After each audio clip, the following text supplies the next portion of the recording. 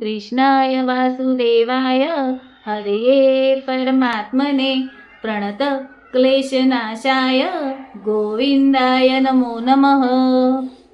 પોતાના કર્મોથી તો ખુદ ગંગાપુત્ર ભીષ્મ પિતામહ પણ નહોતા બચી શક્યા અને લોકો એવું કહે છે કે ગંગામાં નાહવાથી આપણા પાપ ધોવાઈ જશે, પણ એવું નથી હોતું. આપણા કરેલા કર્મો તો આપણે ભોગવવાના જ હોય છે. સારું કર્મ કર્યું હશે તો સારું ફળ મળશે અને ખરાબ કર્મો કર્યા હશે તો ખરાબ ફળ મળશે. આ વાત સાથે ગુડ મોર્નિંગ, જય શ્રી કૃષ્ણ, જય બહુચરમાં. આઈ હોપ તમે બધા જ મજામાં હશો અને અમે પણ બધા મજામાં છીએ. અને આજે બહુ દિવસ પછી અમે અમારો બ્લોગ ચાલુ કર્યો છે, તો તમે અમારા બ્લોગમાં કન્ટિન્યુ રહેજો અને આજ પછી રોજ અમારો બ્લોગ આવે એવો અમે ચોક્કસથી ટ્રાય કરીશું. તો તમે મારા બ્લોગમાં કન્ટિન્યુ રહેજો અને આખો દિવસ હું શું કરું છું એ તમને બતાવીશ. તો તમે જોવા માટે મારો પૂરો વિડીયો વોચ કરજો. તો થઈ ગયા છે સાંજના 6 અને આપણા ત્યારે દૂધીના મુઠિયા મૂકવાના છે તે હું તમને બતાવીશ. એ પહેલાં આપણે બધા મસાલા આમાં ભરી દીધા છે કે જે બપોરે મેં મસાલું ધોયું હતું ને એટલે અત્યારે બધા મસાલા એમાં ભરી દીધા છે. તો હવે આપણે ગોઠવી દઈએ એના અંદર અને હવે બનાવીશું આપણે દૂધીના મુઠિયા. તો દૂધીના મુઠિયા બનાવવા માટે પહેલાં આપણે જુઓ લસણ લીધું છે, મરચાં અને આદુ ત્રણનું ભેગું પહેલાં ખાંડી લઈશું.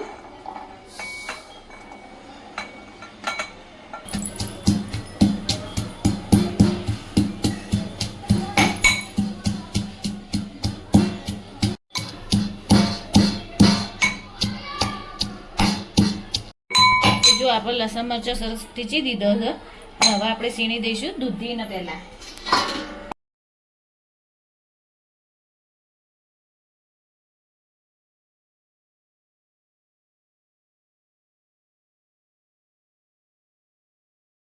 જો દૂધીને આપણે છોલી દીધી છે અને હવે સરસ છીણી દઈશું.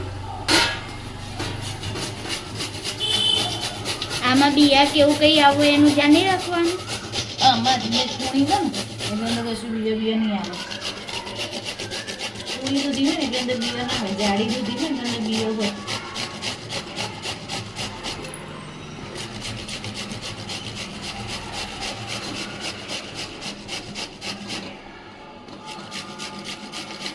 દૂધી મસ્ત છીણી દીધી છે અને હવે અંદર ફટાફટ પહેલાં આપણે મીઠું નાખી દઈશું, નહીં તો પછી કેવું થાય દૂધી કાળી પડી જાય.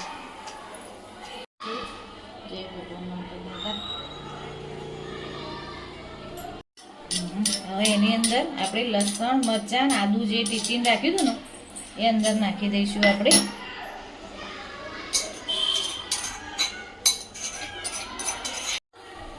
હવે નાખીશું આપણે ખાંડ.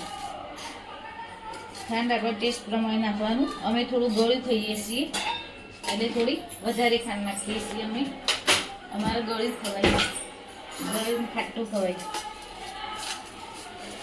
મિક્સ કરીને રાખવાનું એટલે અંદર પાણી છૂટી જશે.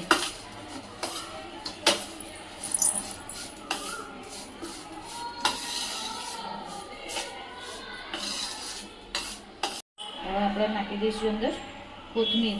કોથમીર થોડી વધારે લેવાની એટલે એનાથી ટેસ્ટ બહુ મસ્ત આવશે.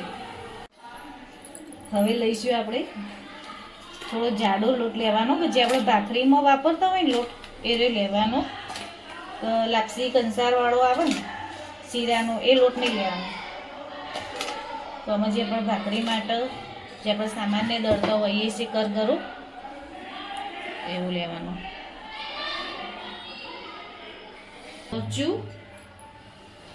મરચું, હળદર, ધાણા જીરું, થોડી હિંગ.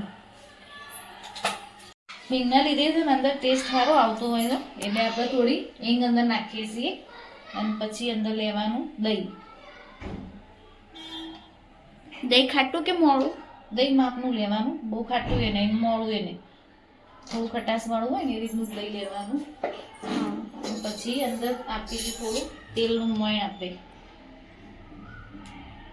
2 ડોકલી જેટલું લેવાનું.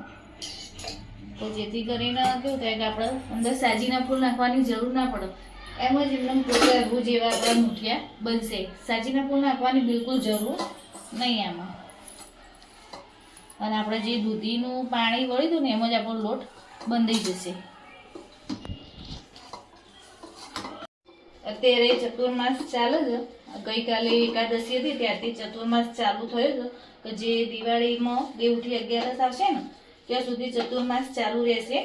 એટલે બધા ચતુર્માસમાં કેવું હોય લસણ ને ખાતા નહીં હોતા, લસણ ડુંગળી ને બધું. તો કેવું એમાં તમે લસણ સ્કીપ કરી શકો છો. લસણ વગર બી સરસ લાગે છે. પણ અમે કોઈ ચતુર્માસ કર્યો નહીં, નેન્સી એકલી કર્યો છે. એટલે નેન્સીને તો અત્યારે સાંજે ખાવાનું હોય નહીં એટલે અમે અંદર લસણ નાખ્યું છે. જો મુઠિયા મૂકવા માટે પહેલાં આપણે કાં તોસરું લઈ લીધું છે અને એની અંદર પહેલાં આપણે પાણી લઈ લઈશું.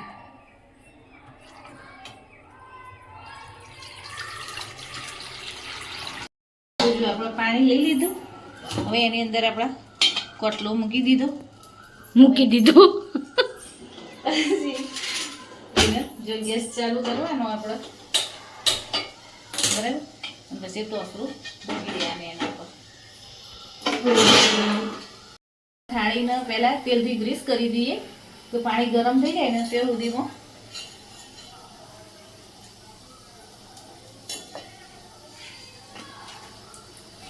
ઘણા લોકો આવી રીતે થેપીને કરતા હોય છે અને ઘણા લોકો હાથેથી જેમ વેલણી આપણે વણીએ છીએ ને એવી રીતે કરતા હોય છે.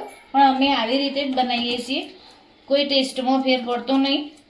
અને કેવું થાય, આ એકદમ ચોરસ સરસ પીસ પડશે અને એકદમ પોચા રૂ જેવા બનશે. અને કેવું હોય છે વેલણીઓ કરવા આપણે જઈએ એટલે થોડો ટાઈમ વધારે જાય છે અને આમાં કેવું આપણે ફટાફટ થઈ જાય. એટલે આવી રીતે થેપી દેવાનું. જો કેવું સરસ થેપી દીધું છે ને મેં. હવે આને ગેસ ઉપર મૂકી દેવાનું. જો આપણું પાણી ઉકળી ગયું છે અને હવે આપણે અંદર મૂકી દીધું. કથરોટમાં બનાવી હતું એની જ કથરોટ આપણે ઉપર ઢોકી દેવાની. વાસણ વધારે બગાડવાના નહીં અને ગેસની ફ્લેમ જો આટલી ધીમી કરી દેવાની. ધીમા ગેસે થવા દેવાનું. 15 થી 20 મિનિટ થશે મૂઠિયા બનતા. 15 થી 20 મિનિટમાં આપણા મસ્ત મૂઠિયા તૈયાર થઈ જશે. આપણા મૂઠિયા એકદમ ટેસ્ટી બનશે. હું તમને બતાવીશ. તો જો આપણા મૂઠિયા આપણે ચેક કરી લઈએ તો સહેજે જો ચપ્પા પર ચોટતું નહીં, ચડી ગયા છે. હવે ગેસ બંધ કરીને એટલે આપણે એને સીજવા દઈશું. થઈ ગયો છે. હવે એના પીસ કરીને આપણે સરસ વઘારી દઈશું. તો મૂઠિયા વઘારવા માટે જો આપણે તેલ લઈ લઈશું. તેલ આવે ને ત્યાં ઉડીને આપણે એને પીસ કરી દઈશું.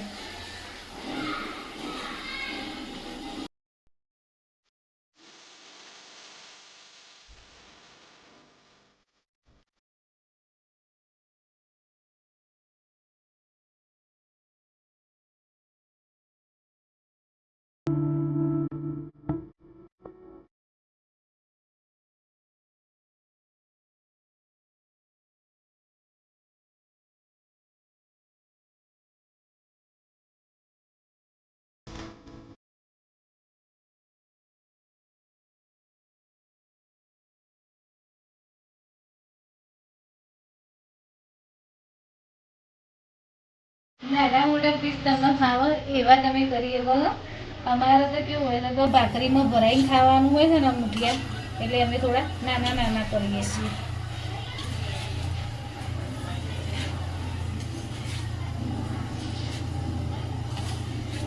સરસ મસ્ત મૂઠિયા તૈયાર થઈ જાય આપણો.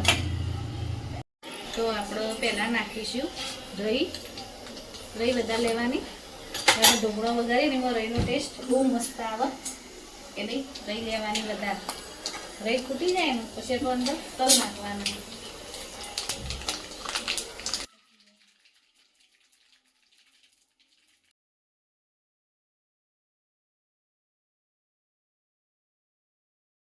હવે આપણે નાખીશું અંદર તલ.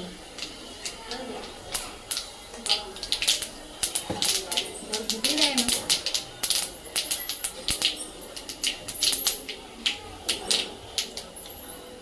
પછી નાખીશું અંદર લીમડો.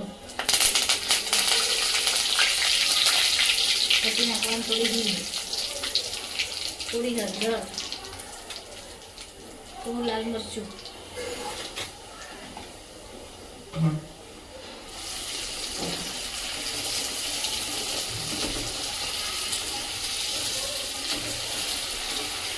નાખીશું મીઠું.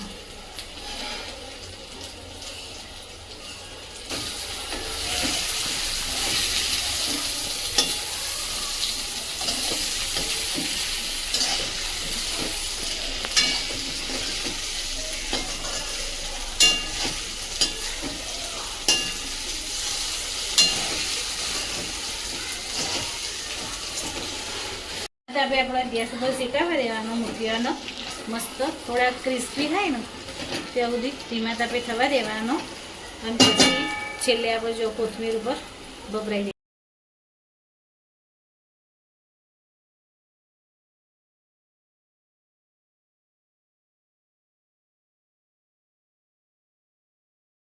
તો આજે મેં જે મૂઠિયા બનાવ્યા બહુ જ મસ્ત એકદમ પોચા રૂ જેવા બન્યા હતા. જેવું કે મેં તમને કીધું હતું બનાવતી વખતે કે મેં બિલકુલ એમાં ઈનો કે સોડા કંઈ જ એડ કર્યું નથી અને બહુ જ મસ્ત મૂઠિયા પોચા રૂ જેવા બન્યા હતા.